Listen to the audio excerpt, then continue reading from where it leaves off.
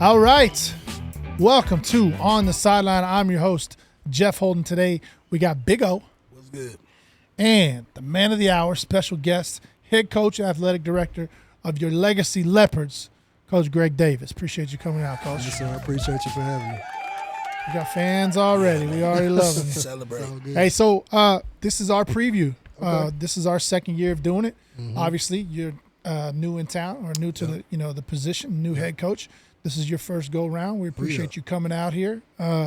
We didn't get a touch on Legacy last year, but Sure, let's do it. Yeah, we're excited about having you. We're excited about you taking over this position, and a lot of people are wondering about Legacy football, so we're hoping we get to hear about it. Oh yeah, I'll give you what you want to hear. All right. This is, football's king in the state of Texas, as you know.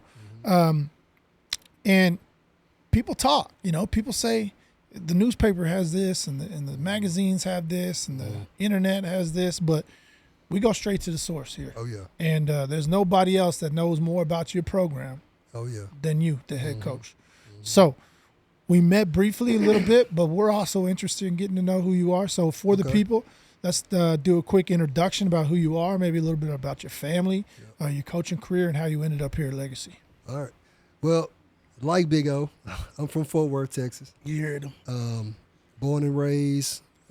Was fortunate to come to Midwestern in 2005. Graduated in 2009, and then ended up getting my master's in Midwestern. I want to say I got it in 2013. So this is really a homecoming coming from me. It's been 20 years since I've been in Wichita Falls, so it's truly an honor to be back here. My career has been good and bad, but mostly good. I started off my career as a volunteer coach.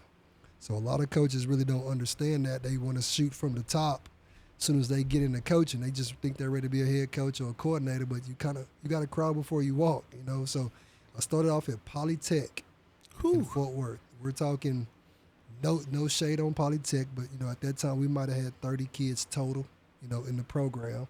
It was luckily, I think we went 7-4 with a playoff, appearance playing Stephenville first round. Not bad. So from there, I went to DeSoto. I was a freshman coach under Claude Mathis, who's still the head coach there today. I did a year there, and then I went on a tour, and it was all wins. I was in Ennis for 4 years, 2014 state champion, defensive coordinator at Dallas Skyline. After that, I went to South Lake Carroll, Katy, North Shore, Corsicana, DC, and assistant athletic director, and then now I'm here at Legacy in Wichita Falls. Wow, that's some big name schools. Oh yeah, bro. Tell him how many you got, bro. How many state champion rings you got? Nah, see now I'm gonna have to cry so I got one, but I played for 3, so and they're all heartbreakers. So it's okay. Yeah, he was a part of the with North Shore that. Yeah. I mean, when I say Hail Mary, last play of the game. Oh, that was at the 6A, 6A level? He was a coach there. Corner of the end zone right there? Mm-hmm. Yeah, he was there for that one. I remember I said. And you were on the losing end? So, yeah. So, y'all going to I don't even want to tear up. It's okay. I was like, when it happened, I was like, no. I can't, dude. That was the craziest thing I've ever seen. It was a good game. I've seen a lot of crazy stuff, but that might go down as one of the craziest endings to it. For sure, one of the best state championship games that I've actually got a chance to watch. And you got to be a part of it. How was that? It's crazy. So winning a state championship, there's nothing like it. Unfortunately, it's a high that you cannot chase. Like, you always want more, and it's hard to chase it because you don't have them kind of teams every year. Some teams, you're just trying to get in the playoffs, just straight up and down. But places like a North Shore, Katy, South Lake Carroll, Duncanville, they're playing for 16 weeks. And they have a good idea that they're going to be playing for 16 weeks just because they have either the best talent. Now, people say that, but they got good coaches too. They're coached up. Kids play hard for their coaches. So I'm just trying to bring some of that flavor to Wichita Falls Legacy. And so this is kind of a lot you talk to coaches, and we've got a ton of new head coaches in this area this year. And a lot of people are like, I did my research and, I saw what they have. But this is kind of interesting for you. And you're coming to a program that's 0-10 last year. And people don't realize this, but some coaches just truly like the challenge. And I think not even really getting to know you yet, but you got to be one of those kind of guys. I mean, they got talent on the team. Every team has some talent. But this is a huge challenge for you. What drew you to the position? So, if we're going to be transparent and honest, when you look at a team who went 0-10, you're like, what? What is going on here? But once you peel back the layers, we shouldn't have went 0-10 last year. There's a lot of different factors that went into that. But I believe that our kids have worked hard all off season. They've listened. They have grew. We are a night and day program from when I got here, I want to say March 1st. Completely different program from March 1st to where we are now today. And it's exciting to see where we can go. We start practice Monday, and we'll see what we got. But we are definitely not the team we were a year ago. Yeah, a lot of coaches talk about how the off season is really what dictates the new year. Yep. So people need to realize, this ain't the same team as last year. I mean, you may have some of the same kids that now got a year under their belt, which is always a good thing. Always a good thing. And teams are built in the off season. So, So one thing I wanted to be able to add, as you guys know, like Greg said, we both grew up in Fort Worth, went to Midwestern together, man, been knowing this guy for a long time. When he got the job, I told everybody they got a great hire, not just from a football standpoint, but from a person that knows how to guide young men. Funny story, Greg probably don't remember this, but when we were in college, I remember we were trying to coach the Coyotes Little League football team. And we went out there, we were doing it, we were helping a guy named Donald Banks. We were helping him. Javen is a known kid from this area, Javen Banks. We were coaching him when he was a little bitty kid for the Coyotes. I remember that. But from that time, when coaching them, that's when you kind of seen that Greg had a niche for coaching. He knew how to use toolage, different lingos, different ways of getting the young people to buy in. Different ways. You challenge kids different ways. But one thing he told me when he got here, the one thing that he said that he wanted to do, bring a culture of, we're not going to pick up a football until we get in the weight room. So tell us how your summer workouts and things like that have been going since you've been here. You can start from March and roll into the summer workouts. Oh, it's night and day. Our kids, when I first came into the building, you always assess the program, you either from weight room, how we do, how they enter the athletic period, just the mentality of the kid. And you don't make any subtle changes. You just observe. You observe the coaches. You get to learn names. You just see how they work. And we had workers, which was the more impressive piece of this whole job. So once you're assessing everything, I'm like, I got to get a staff. I don't know if I should do spring football. I kind of lost some sleep behind it. And, going through all the different offensive coordinator interviews and defensive coordinator interviews, I just made the decision. Man, we just need to stay in the weight room. We can coach football later. We just need to stay in the weight room. And our kids bought on to that. They've had a great summer. They're in shape. We had a conditioning test last week. They had to run 40-20s, timed 40-20s, and they all made it. So which was a really good thing for me to see that they'll be ready to go come Monday. So that's good. Golly, I had something good. But while he's thinking, I'm gonna continue to drive. So let's talk a little bit about last year. Of course, you've done the homework of the Legacy Leopards last year's football season. Let's talk a little bit of how they did last year, and then let's talk about some key pieces that they lost and some returners that they have coming back this season. Okay, so it's not a secret. We struggled last year due to injuries and all the different challenges that we had to go through, which resulted in 0-10. But in turn, we play some young guys that can play. Our quarterback, Knox Hodges, is a year older now. He's a whole lot stronger. There were some plays that he could have made last year if he had the arm talent, But when you're a 14-year-old, sometimes the ball is too big for your hand, So at this point, the ball is not too big for his hand. And I'm excited to see his growth and see where he can go and lead this team. We did graduate, Cherry, big defensive lineman. We're going to miss his presence. Our quarterback from last year that was a senior, I can't remember his name. Mel. There you go. Great player. Very, very good player. His presence will be missed. I can honestly say that. I thought he was one of the better players on the team. But we have kids that have stepped up to the challenge this offseason. I'm excited for our kids. I mean, we got an exciting running back room. You know, Kevin Riddle is a very, very talented running back, like one of the best I've been around in about 4 or 5 years. I mean, he's talented for sure. So there's names I can go on and on and on about, but I don't want to give them too much credit until we can kind of get in front of people and show them what we got. Yeah, for sure. So the one thing, you know, that just kind of like Coach got here, like he said in March, didn't fully get a grasp on some of those players. But Legacy last year, I will say from a fan as a viewer, expectations were high going into the season. They had a really, really strong, good senior core. And Isaiah Anderson, you know, Caven Hull, who's at ACU right now. Peyton Cherry, he dealt with injuries as well. Good receiving core, good running backs, good quarterback, kind of everything you needed to compete at the 5A level. It was going to be a shift from those kids. A lot of those kids came from Hershey High School. It was going to be because there is a transition of going from 4A to 5A. It is. There's a transition, and a lot of people. It doesn't always be talent, but it's preparation. Absolutely. And I think that's where we talk a lot of times about. The classifications, I was like, you know, I think we get caught up in the numbers, but the preparation is different. And I think that's where how you run an off-season program. At the smaller classification, you don't get to do it the same because most of those kids are in sports year-round. Where when you get to a 5A school, a lot of kids get to the point where they're isolating. I'm just going to do football and maybe track or, you know, they pair it with something else. But the one thing I will say is you talked about Knox. I think I hate to say it was the best, but the best possible situation happened for that kid because he had to be thrown into the fire as a freshman. Or is he going to still have growing pains as a sophomore? Yes. He better not.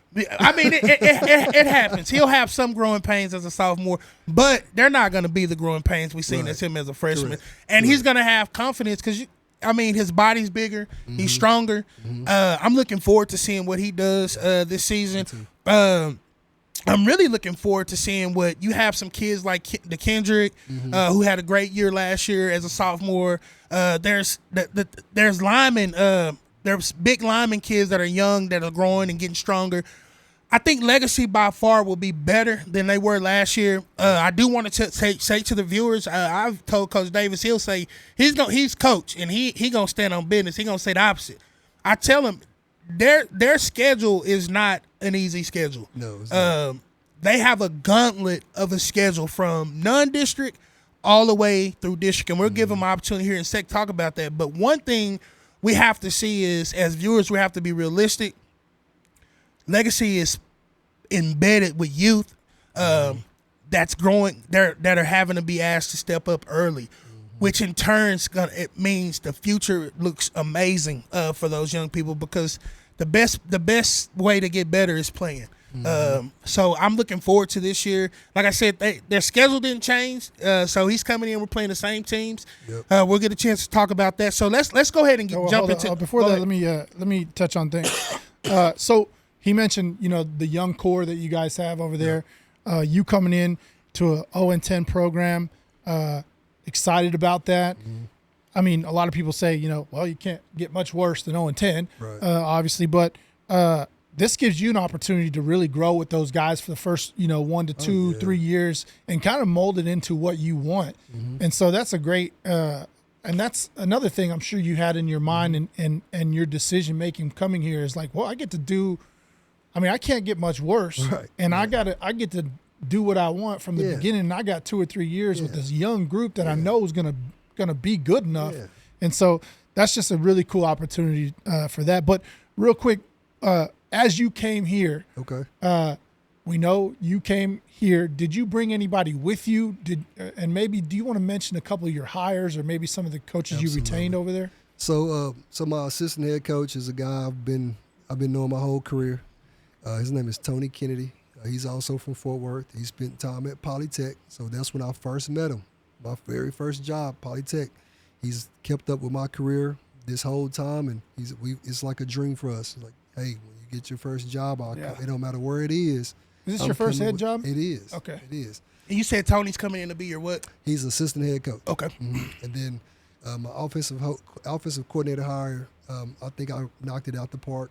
A young guy, his name is Jace Hammock. He comes from Ponder. He played at Mary Hardin-Baylor as a quarterback and won a national championship as a quarterback at Mary Hardin-Baylor. Okay. And also GA'd at Mary Hardin-Baylor. So he understands the grind of things.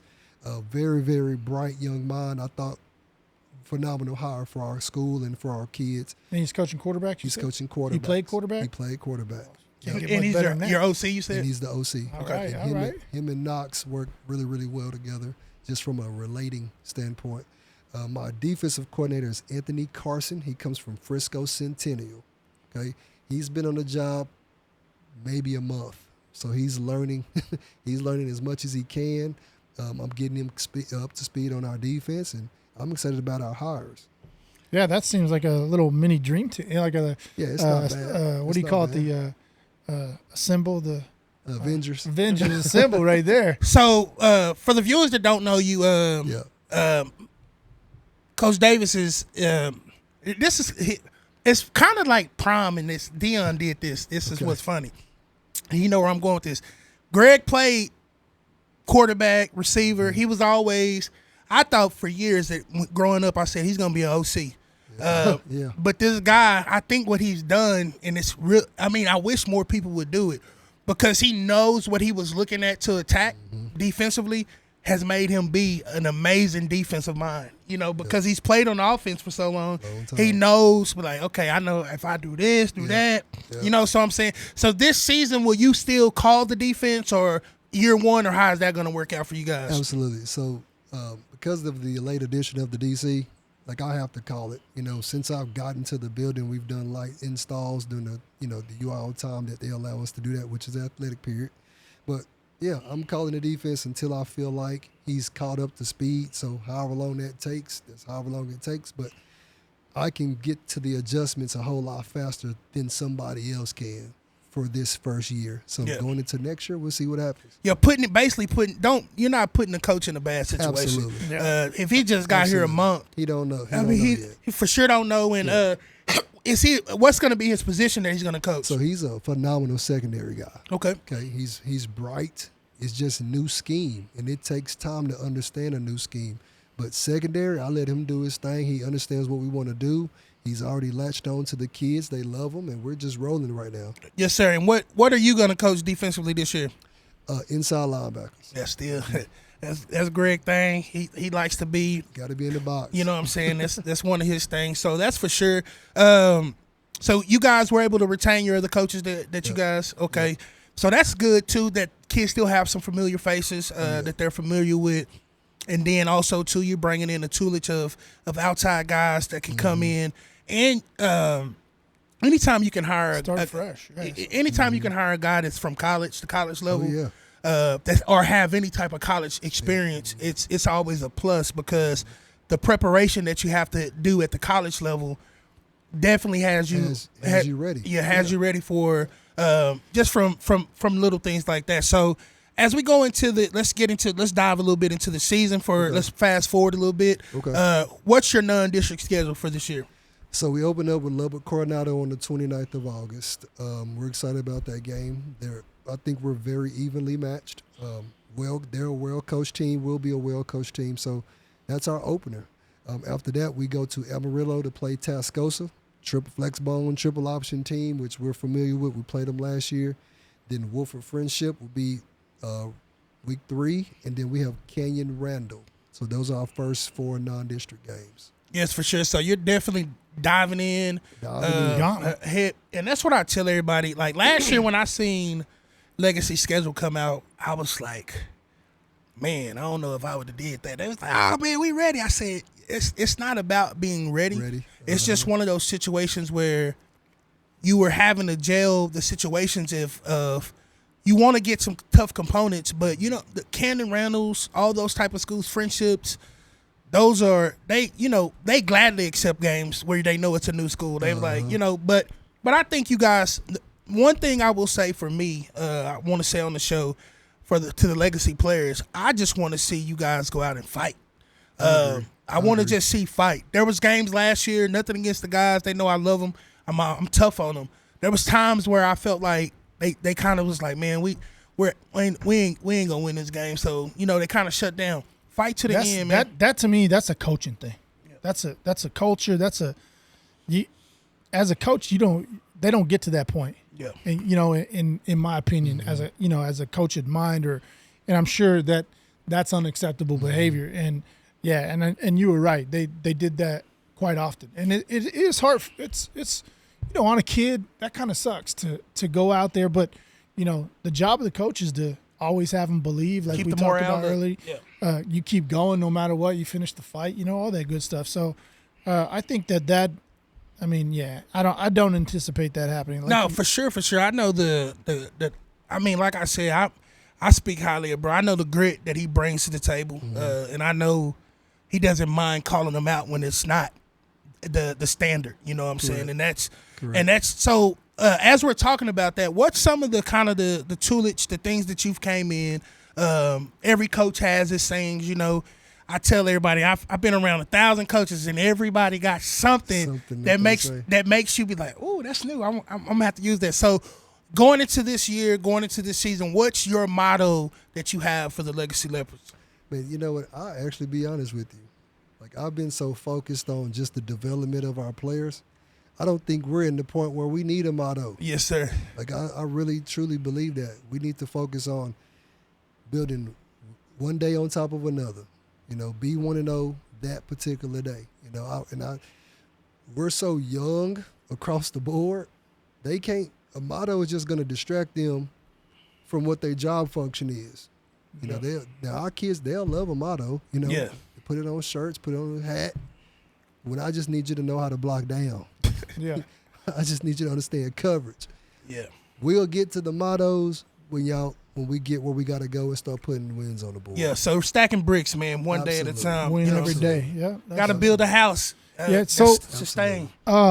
We touched on the pre-district schedule, which is obviously you didn't get to choose that, but it's a tough schedule, and that's going to prepare you for your district, which is always the best thing to do. Let's touch on your district schedule. Okay. Ooh, I got to look at it on no my worries. phone. No worries. I've had a long day. Sorry about that. Nope. Oh, no worries at all. A head coach, and that you got more than one thing to do, and your schedule's not one of them. Yeah, for sure. All right. So our district opponents, we start off with Wiley, who won district last year. So and they'll be a well-coached team. We've played them in 7-on-7 this year. Big boys. Very well coached, disciplined. If a route's supposed to be at 10, they're going to run it at 10. They're not going to do it at 8 or 11. They're going to do it at 10. So I'll look forward to that game. Then after them, we have Lubbock Cooper.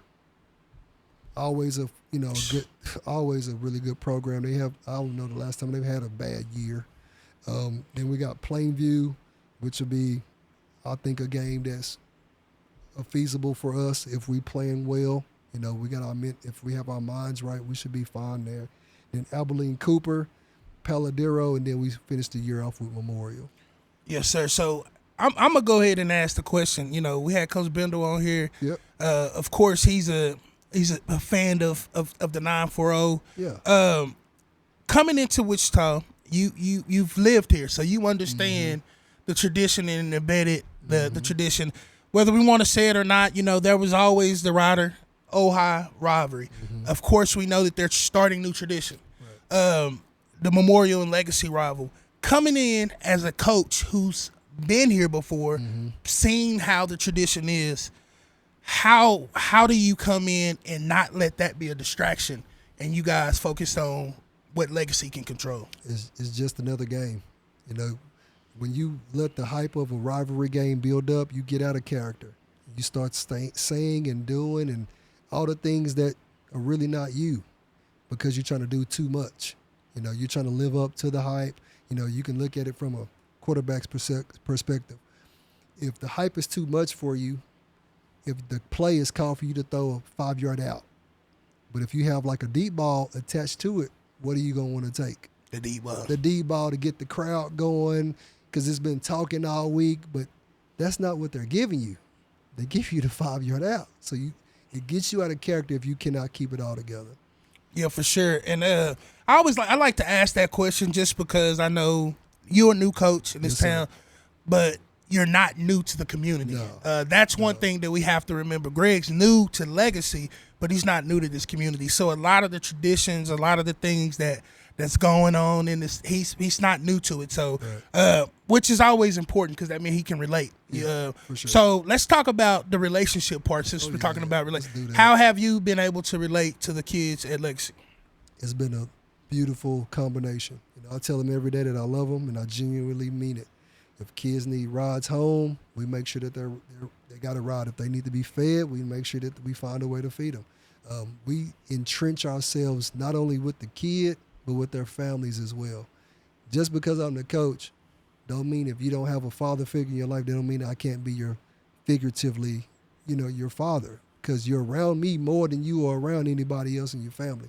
So we want to make sure that all of our coaches truly, genuinely love our kids and put their needs first. Because we got some kids, man, they go home to some, interesting home lives, and we understand that. So we could be that bridge between a beautiful day and a bad day.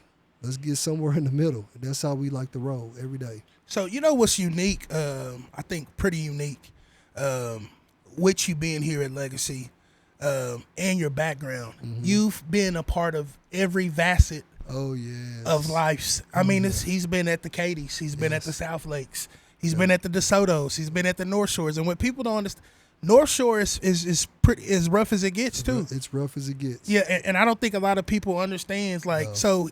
And then like we all know, we go shop at South Lake. Yeah. You know what I'm saying? So you go from as nice as it gets to rough. Right. And then you come to an environment at Legacy where, like you said, home lives are not all the same. I think Legacy is one of probably the best mixed group of probably that you've been at in a while. So this is going to be interesting. I like that you say that, you want to be, because sometimes players take the word, you ain't my daddy. Well, I'm not trying to be your dad. Right. I'm just trying to make sure that I give you structure because structure is very important. So I think the next part of the question is how has you coming in, how is the as far as relationships being with administrative and the teachers communication? It's been awesome. You can ask any person on our campus. The mutual love and respect is there. There's nothing that a teacher couldn't ask from me that I wouldn't do, and that's all day long. Hey, coach, little Johnny is taking a nap in class. I'm there within 30 seconds. I'm on the jog trying to get there to get that kid redirected so that they can do their classwork. We are a completely different building than we were a year ago. Kids care about their grades. Kids are getting their own time. Kids respect their coaches. So now we just need to figure out how to put wins on the board and we can get this thing rolling. Yeah, I think real quick, you talk about the culture or like the family life and stuff. You got that family life anywhere, really, So, but I guess the thing I wanted to say was that sometimes, and you can attest to this, sometimes it's not wins and losses. It's so even you come in here, you go 0-10, but like if you take a part in their lives and you become one of their their people or somebody they can look up to, you molding them for a year or two, like that's more of a win than points on a scoreboard. So, but I'm sure you can attest to that. And let me think here. What are we doing? We want to be respectful of time. One thing I want to point out too, pretty unique. There's a little league team in town. Used to be called the Leopards. They're now the 940 boys. I've seen on Facebook here recently where Coach Davis was out donating back to that team. I think it's pretty cool that you're already here. So how important is it for you to be invested into the younger programs as well? It means everything. That's my future. A lot of those kids end up going to Hershey Middle and coming to me. So just because they're Pee Wee kids, I'm going to pull up to practices. I'm gonna pull up the games. Like I'm a part of this. It's gonna take a village. Okay. Sometimes people, as you talked about, people are just so obsessed with the wins and losses, and I get it. It's just part of the job. Well, what about the person that need to care about grades? Who's that person? Yeah. Who's the person that want to make sure that little Johnny eats because we know what kind of day he's having? Who's that person? Who's the person when the kid is having a bad day in school and they can't get a hold of uncle or mom or dad? Who is that person? So you have to have these relationships all the way down from the Pee-wee system. So one, they trust me. Because if we're going to be frank, the most trusted coach in sports is the Pee-wee coach. Because they are shaping the brain of a young child at, 7, 8 years old? That's who you trust. It always reverts back to the Pee-wee coach. So if I'm in good with the Pee-wee coach and I can also help transform the brain at such a young age, then they can grow up trusting me when they get to 14, 15, 16 years old. For sure. Yeah. All right, so Coach, we've been doing this year too for us. Of course, I always have to have something that's a trademark, something that I do something different. So we're gonna go into the big old special segment, and this dude is like a hater. He be hating on me, but he's gonna be delivered. But the one thing he don't know is what he do know. I was able to get a sponsor, bro. So shout out to the Iowa Park Green and White Club for being the big old special sponsor for football season. I appreciate that. Thank y'all again. So we gonna start back at the crib. So I've added some components to the special. It's more of a buffet now. It's not just. It's about 25 minutes long. He be jealous. So let's go back to the crib. If some people was coming back to the crib, back in the funk, what would be a restaurant that you not a chain either? Give them a mom and pop spot that they could go eat at. Oh my gosh. Woo. Big O, that's a hard one. Cause it's so many. Oh man. Give me another question. That's too hard. Okay, let's do this then. Were you H&J? or were you a Beefers person? Definitely H&J. Okay, so that's a staple. That was a staple in Fort Worth for you guys. It's kind of like Ronnie's Burgers out here. Ronnie's Burgers. Yeah, it was H&J. I always throw them out there because the ladies, they went to my church, the owners of that. So let's jump into let's track down to Houston where it ain't too many people can't get upset if you say the wrong place. What was a go-to spot in Houston that just like Coach Davis was out, wanted to grab a meal, something for it? That's easy. Frenchies. Yeah, okay. Every time. Yeah, so easy. French's is the chicken spot, just in case y'all don't know. They season their chicken like no other. Like, you ain't got to worry about it being bland. It's going to be good. It's kind of like the chicken box out here, the old school chicken box. The one over on 10th? Yeah, no, that's the new school. We're talking old school, the one that. It has gizzards and stuff like that? Yeah, it's still the same concept, but the old school one is like, it was on the east side but it was in a flood zone. And you get them dipped and all that? Yeah, dipped in what? Dipped in hot sauce or something? Jalapeno juice, yeah. Making me hungry. Yeah, so now that you're here in Wichita, what's a place that you've enjoyed so far that you've been here in town? I want to say back in town. Yeah, 20 years. I want to say Taki Ramen. Okay. Like I mean, I've been trying to change my diet a little bit. Yeah. And I tried them out, and I was like, oh my Lord, okay. So it's pretty good. It's pretty good. What's the one thing you like to eat when you go there? I'm a pretty basic guy, so pretty much chicken noodles. But the way they season it, oh my God! Nah, yeah, I've eaten there. It's pretty good little it's spot. Good, man. Yeah. Okay, and let's introduce the people, because Coach Greg he can burn a little bit. What's your dish? If you were cooking a dish, what's gonna be that dish that you, if you just had to go to some that you want, if you was gonna win a competition, what's gonna be that you gonna put in front of somebody that you gonna cook? First of all, I don't cook, but if I had to cook. Man, I would probably go with catfish, fried catfish. Ooh, man. Can't go wrong with catfish. Yeah, that's one of them things. Fresh Cottonwood Rica catfish right there. Come on, man. Dude, catch it. Hey, but yeah, man, we lines? Man, catfish is always like I could eat catfish literally probably like every arrowhead day. catfish, baby. Yeah. For sure. So I've enjoyed you. Normally, that's kind of how my questions end. But I do want to leave with this.